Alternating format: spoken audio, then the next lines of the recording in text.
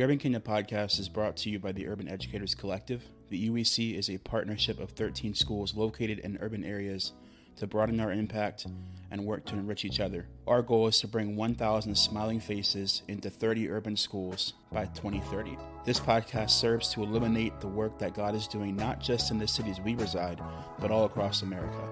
We post bi-weekly and just recently launched Season 2. Find out more about what we do and how you can help by visiting www.uecollective.org. www.uecollective.org. In today's episode, I have the pleasure of hosting my sister-in-law, Rebekah Shenk, who is joined by her husband, my brother, Trevor Shenk. Rebekah offers a delicate and promising perspective into the world of mentorship and persevering through tough things to find and love King Jesus. Be sure to catch the second episode launching in a couple weeks. I'm excited to do this. Just full disclosure for the audience, we did record this previously, and it didn't actually work out in terms of the audio end on my end. And so we're taking this our second time, and if you hear anything in the background, it's probably my nephew, William. And so we're recording in their home, and we're right by the street on Duke Street. And Duke Street in every city is a little questionable. I wouldn't know. I grew up on one. Yeah, exactly. So for those who aren't familiar with the format of the podcast, we start off by having you share your story. And in sharing your story, we'll kind of transition into a conversation about the things that you're passionate about. I know what those things are, but the audience doesn't. Just to give you guys, as an audience, a little bit of a background on who Rebekah is. Rebekah moved into York, was it 10 years ago, to be a teacher, and eventually became a mentor there at the school. And I worked closely with what Rebekah helped produce as a head of our mentoring program when she was no longer there. She married my brother, moved to Philly, Lancaster, etc. So he took her from us, but I took over the program for a year or two and helped lead the mentoring program there at Tidings of Peace in York, which is in our collective. So I have had the privilege of getting to know and see what Rebekah is passionate about. I've heard her story, and now I turn it over to her. So Rebekah, I gave you these questions in advance, but two things I'd like to start out with. I'd like you to explain your childhood. The two things that I have here is how did growing up in your household shape you into the person that you are today? And if there's one attitude or disposition that you went into your teens with that you could undo or repurpose, what would it be and why? Well, thank you so much for having me, Keyshawn, on this podcast. I'm very excited to be able to be here chatting with you, and I'm excited about this podcast in general. So I grew up as the second born in a family of 4, and my childhood, as far back as I can remember, was marked by instability and a lot of heartache. And I would say, especially when I turned 8 years old, it was especially hard as my family, my parents divorced. So I feel like my childhood was shaped a lot by hopes for something getting better. But oftentimes, as soon as I would feel like, oh, maybe something's going to get better, something bad would happen. And that was repetitive from 5 till, at least as far back as I can remember, from 5 to,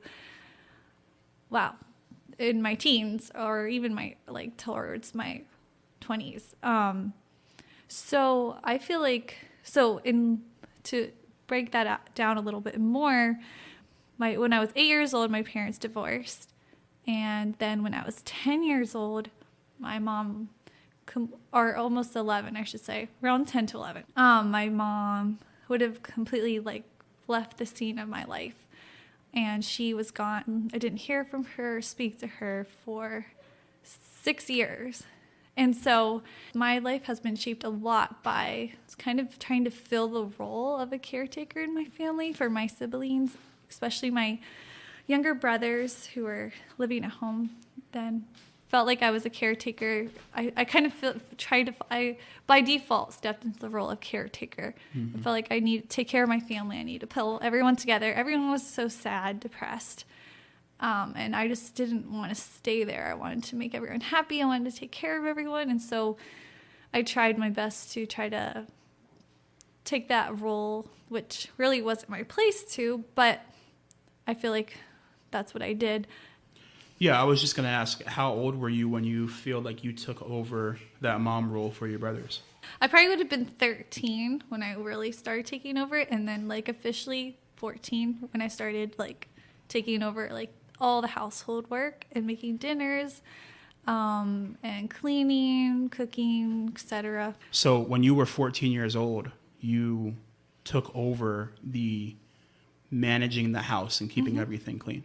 Yeah, I think actually when I was 14, I might have made my first Thanksgiving dinner. Wow. Or it was either 14 or 15, but around that time. I can't remember exactly. So yeah, I really tried to bring life and happiness to my family, especially because I don't know why. I just wanted to, I guess I wanted to be happy for myself, because I realized at one point, like, no one's going to be happy. No one's going to be like, no one around me was happy. And I didn't want to just stay there in this sadness. So what ways do you think we're not made, at least not in the West? I mean, I don't know, back in time, 14 was, maybe you were an adult, or I don't know, right? But from what we understand and how our culture is, you're still a little kid, right? You don't know anything at 14. And so you're just beginning to peek into what it means to have major personal responsibility, but everything is still built for you. You know, you still have systems that you're a part of till you're 18. And even at 18, you're going into your first jobs, into your first, whatever. You're still launching into systems that are meant to help you. It's not until you're, older like us, where it's like, all right, now everything's pretty much by my own manpower and my own responsibility. And so how did that affect you at that age, but also how has it affected you coming out of it? What is it like to basically become, for lack of a better word, a mom to your siblings? Yeah, I think what it does to you is it makes you have to be strong before your time. I felt like when everyone else's emotions around me were so unstable and back and forth, I felt like my emotions had to stay the same all the time. So I felt like I had to be like superficially strong around my family. Like I learned, I don't think I cried at all from like,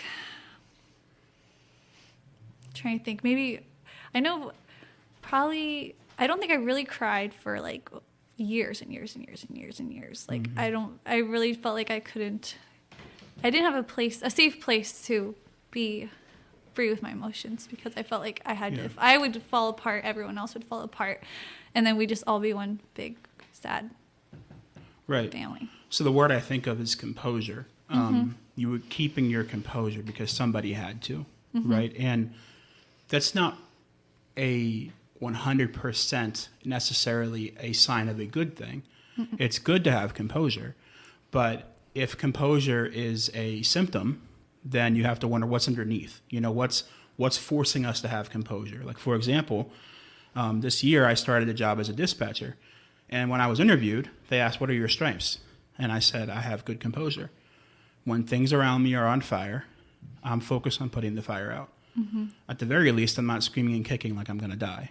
Because if I die, and this is all metaphor. That is all, but because if I'm in a fire, I am freaking out, right? But the whole idea was, because of the life that I've lived, because of where I grew up, right in the heart of the city of York, the way that I went through what I went through, the things that happened to me, I could have either been a broken puddle in front of you and been a mess, or it could have, along with a lot of baggage, brought strength in my life.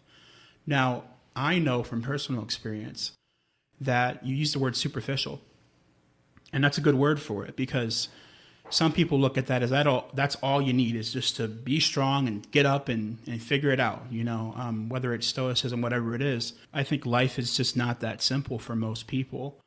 So in what ways was that composure superficial? One thing I think of is, obviously, Rebekah, you are where you are today.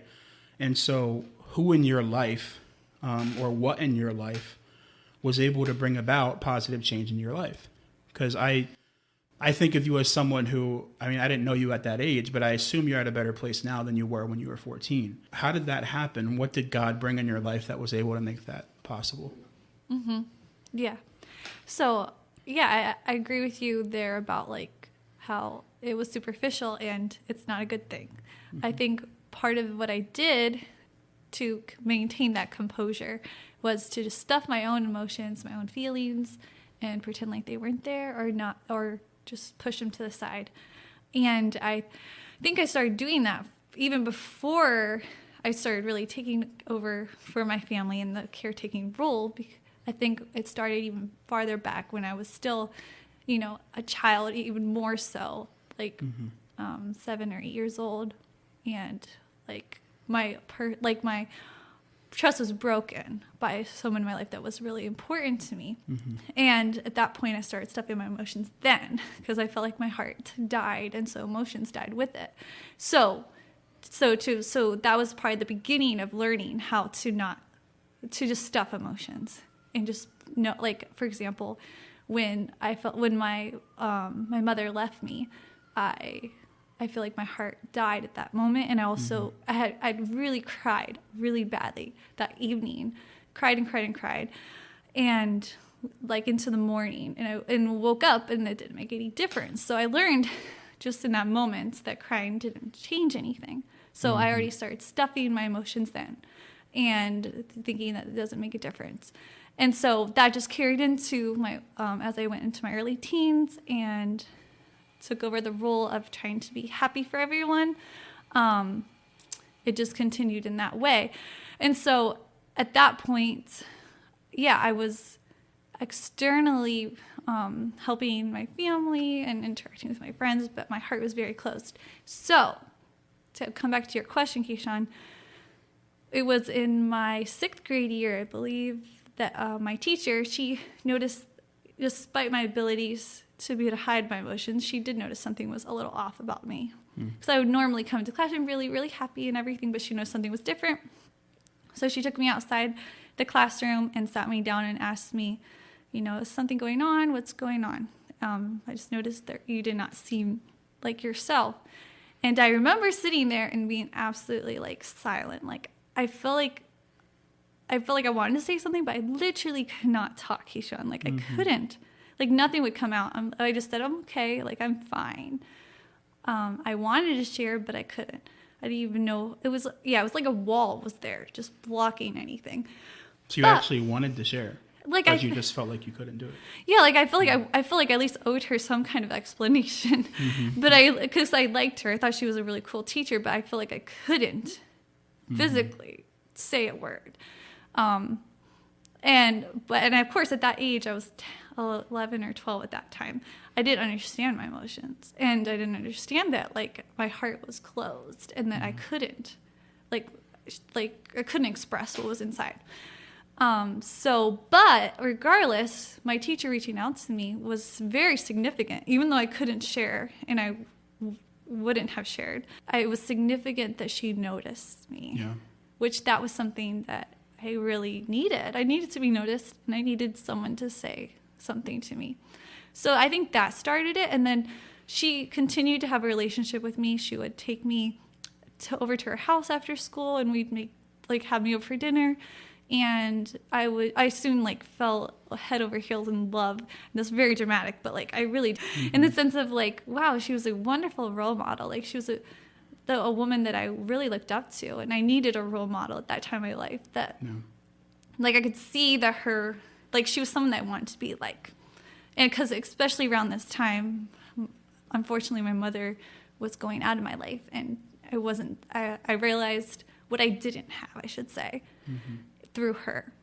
And so that was very significant. And I don't feel like I shared much with her really for those first couple of years of her reaching out to me, but she did teach me how to cook some, and just showed me attention and a love, which my heart was starving for. I really was hungry. So you just said something that I thought was really interesting. You said the first couple years you didn't open up a whole lot. Now, I get a lot of messages from people who are asking hey, I'm mentoring or discipling somebody, and they're just stubborn. They get on my nerves. Like, I can't stand how they just won't open up. And it's almost ironic. I'm like, well, if I were that person and I were hearing you talk like this, people can get a good feel for your heart. I've always said that especially children from cities are just, I think all children are this way. But in my context, from what I experience, is that children know pretty soon into a relationship or interaction what kind of person you are. We tend to think of children as naive and stupid, but they're just prone to mistakes. It doesn't mean that they can't feel something's off. They're maybe dumb enough to try to take advantage of it and get caught, but they know when that missionary or that kids club teacher is in it for themselves. One thing that I think is a good sign that someone has to do some reflection as a group leader, a teacher, or whatever, is their impatience. Working with people who need help takes incredible patience, decades-long patience, and that is so rare. People are so afraid to recognize that I cannot let results dictate how much I'm here for this person. And so as Christian people, we tend to think like, well, we've tried and tried, but they lived in iniquity. And I'm like, listen, but it's been 7 days. Give them a chance. It's not that big. And so I know for me coming up through Kids Club, it took 3 years before someone even noticed that there's something more to this kid than the energy and the craziness and the badness. And I think what you're saying here is of note, that this is a long-term relationship. Even as for you as a kid, several years is a long time, right? You dedicate yourself to something for several years, you're borderline an expert at it. And while that's happening, she's helping you, she's teaching you how to cook, whatever she's doing. And eventually you got to a point where you're able to open up. Can you say something about that?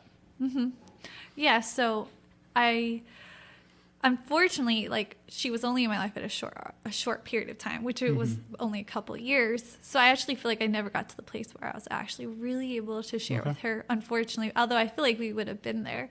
I remember having conversations, like she really cared about my spiritual life. And I remember her, like, really encouraging me to become a Christian.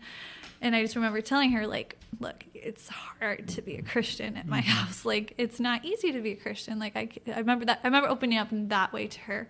But as we're actually able to share, like, what happened in my past, like, with my family and the heartache of my mom abandoning me and things like that, I was not actually able to really express with her.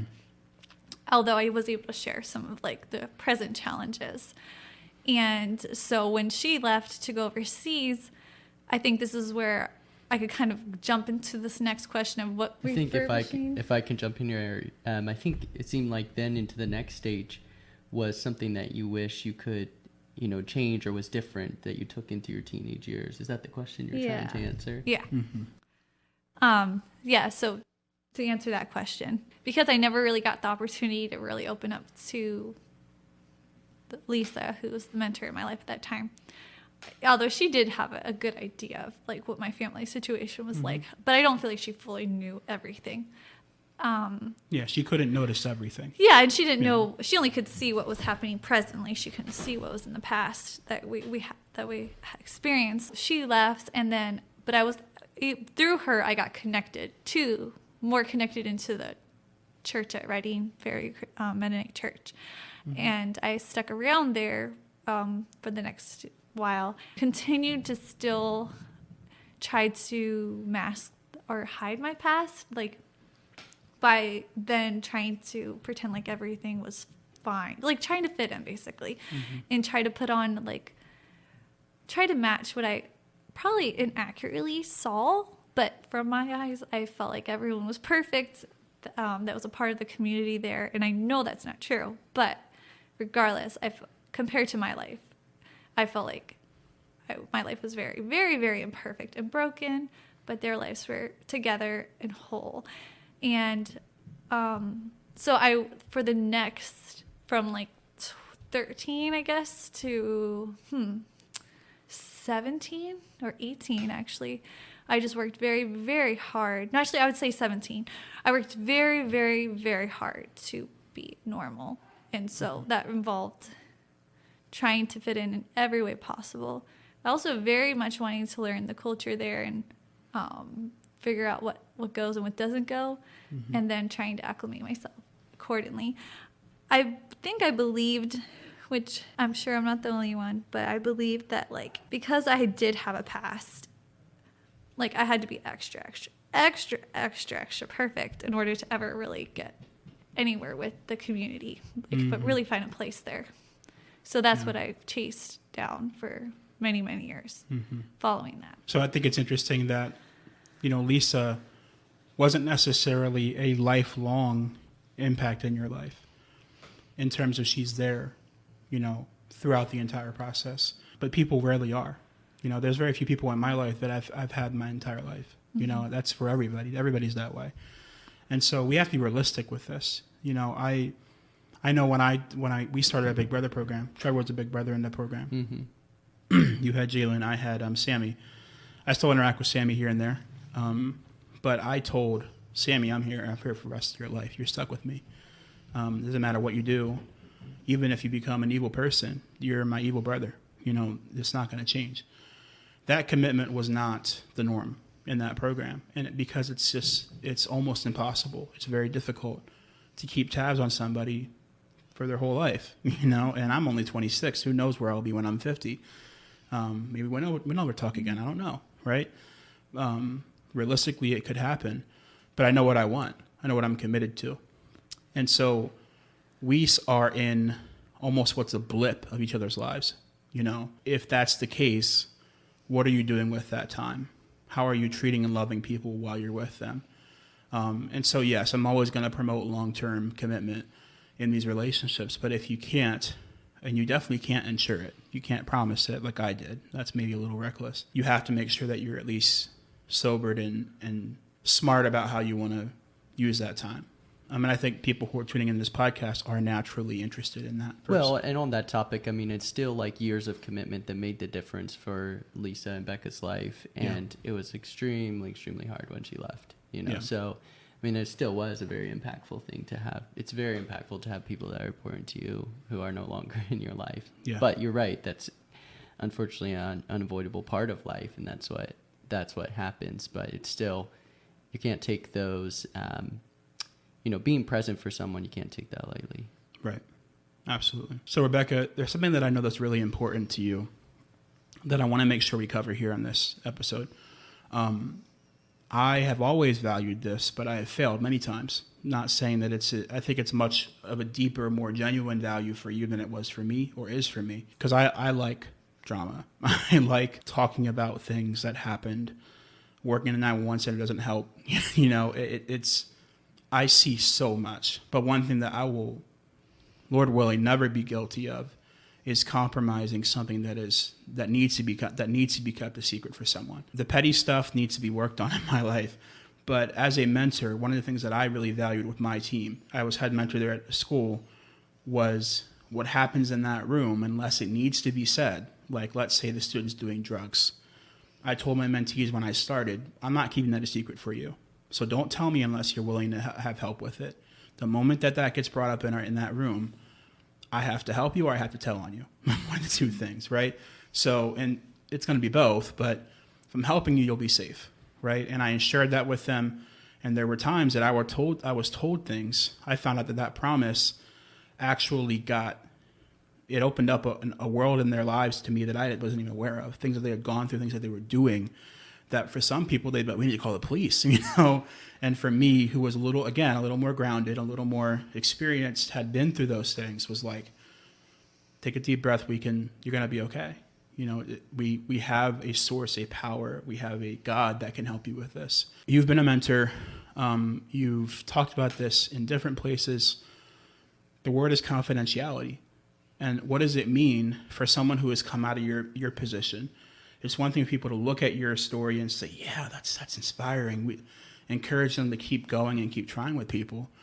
But if they do that and they don't address this issue, this thing, then they're going to actually hurt people rather than help them. Yeah, I think confidentiality is a huge deal to me because of how hard it was for me to talk as a child. And even now, it's hard for me to talk. And I think it's because of this trust issue.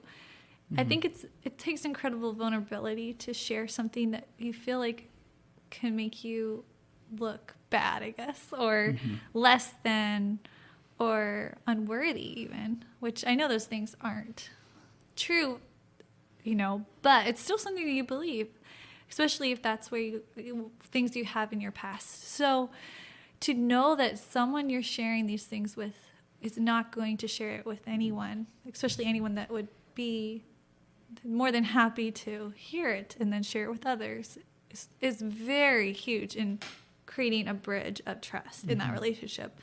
So yeah, with Lisa, when she first asked me those questions, like, I didn't even understand that I didn't trust her at that age. I did not understand that was part of the issue. I just didn't trust.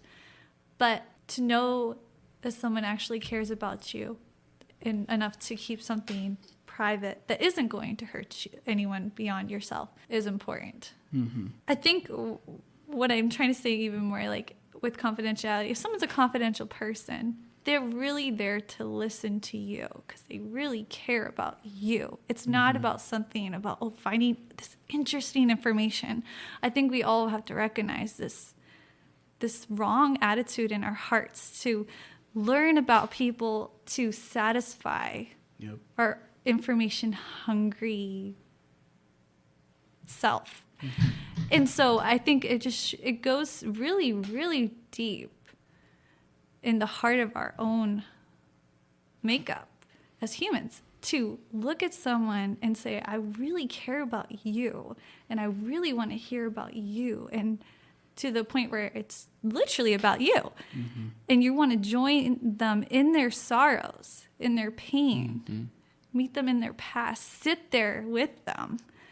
And then you basically, I can't say it, but maybe have deep empathy where you're actually feeling their pain and sorrows to the point where it's not like you're going to want to go share that just like with anyone. It's like a hollowed experience. It's like a very, very holy experience, I think, because I feel like that's what Christ does with us.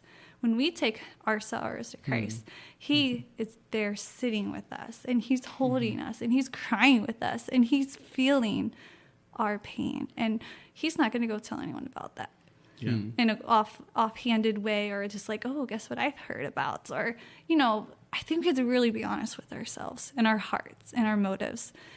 Not overthink it, but be really genuine and ask God to give us his heart when it comes to sitting with people in their pain and sorrow. That's an aspect of Jesus that is so rarely talked about. Is he is intentional, personal.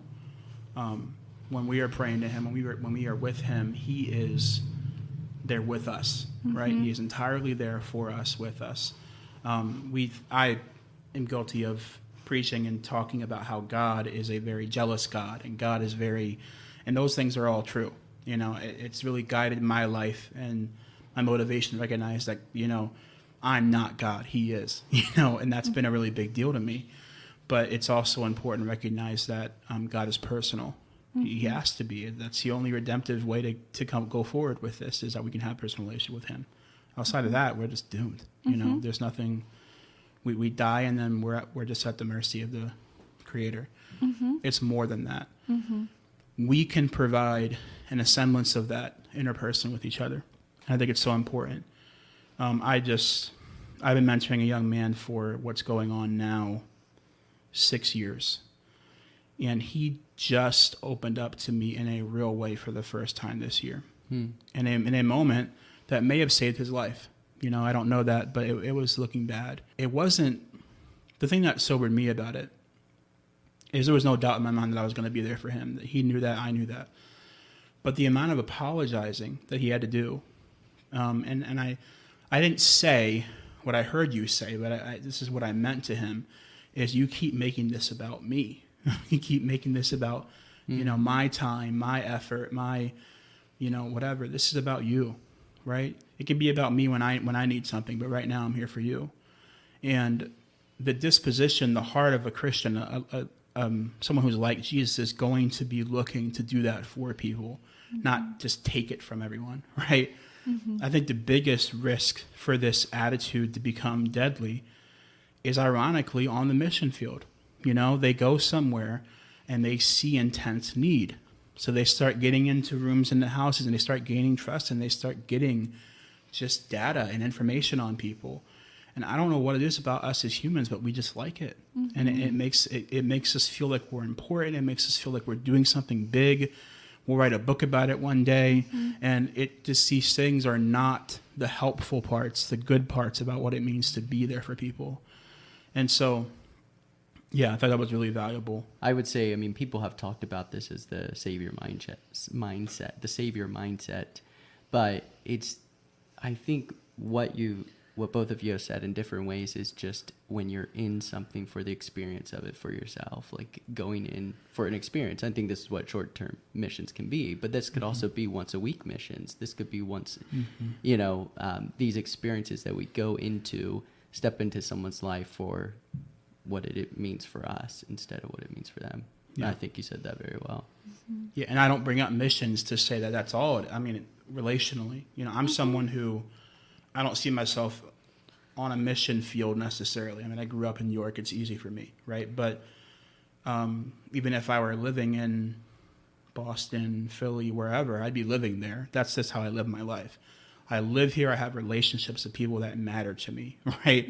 It's what I encourage for everyone. But because we have a mission culture, it's only fair to at least evaluate it from that lens. And so this is not just for missionaries. This is for all of us relationally in our families and everything, even with our own people that are closest to us that we've known for years. Yeah, I like what you're saying there. It's for not just the mission field, not just to think into that type of set apart experience, but it's our everyday life. It starts with your brother or sister. It starts with your friend. It starts with the people right around you, learning how to really value them in the ways that I think we all want to be valued. If we actually sit back and think about it, it goes right back to the greatest commandment, right? Well, the first one, right, is to love the Lord your God with all your heart, soul, mind, and strength, and to love your neighbor as yourself. Yeah. I think if we would all live out of that, loving others as we want to be loved, it's a really powerful, practical way to do missions. Of course, I know there's a lot, having that fleshed out can be different for different people, different personalities. But at the end of the day, I think we all share one common thread, and that is that we want to be respected as humans. We want to be loved, and we want to be heard. And nobody wants someone to be talking behind their back. I don't know if anyone I've ever met that actually appreciates people talking behind their back. So I think those are some common threads that we all share. So I think that's what is so significant about confidentiality for me. Yeah, is that people actually have the time to listen and provide the safe space. Now, you said something there. You used the word heard. Have you felt heard coming through, whatever age, in the church experiences that you've had? And the reason I ask this question, the reason I ask it is I have gotten a lot of feedback from people who, most of them are no longer attending at least a Anabaptist church, but they're coming to me from this tradition. And they're sharing that I just never felt like, whether they say I had an equal voice, any voice, whether they felt betrayed at one point, whether they felt, yes, I could share, they care what I say, but it's not safe. I'm afraid what could happen if I do. There's so many different ways, so many different things that could cause this feeling. But the overwhelming usual is I don't say much in church because I don't think that they would be able to hear it. It is a feeling that I relate to, and I felt as well. The reason that I think you have a valuable perspective on this, as anyone does, I know Kwa talked about it, and we'll be talking about it this season quite a bit more. I mean, we could talk the whole podcast about that with him. Talking about what is it like to assimilate into a culture of people who weren't raised the way that you were, and yet value them, and then just as importantly, be valued back.